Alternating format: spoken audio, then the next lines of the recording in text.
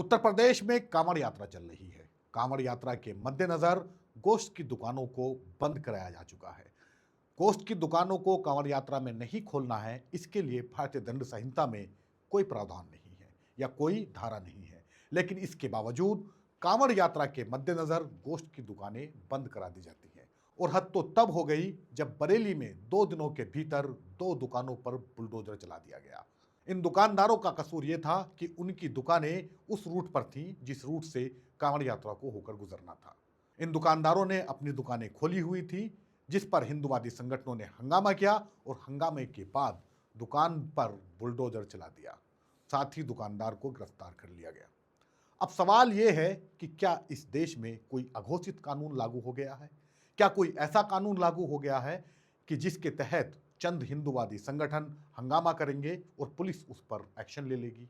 Police प्रशासन दुकान पर बुलडोजर चला देगा, दुकानदारों को गिरफ्तार कर लेगा।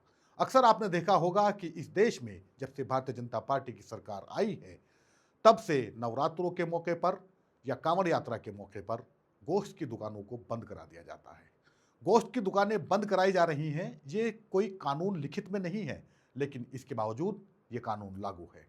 उधर ब्लिंकिट और जोमेटो जैसी जो एप्लीकेशन हैं, उन पर नॉनवेज से तैयार की गई बहुत खाद्य सामग्री भी उपलब्ध रहती है, लेकिन उस पर किसी की कोई नज़र नहीं है और ना इससे किसी की भावना आहत होती है।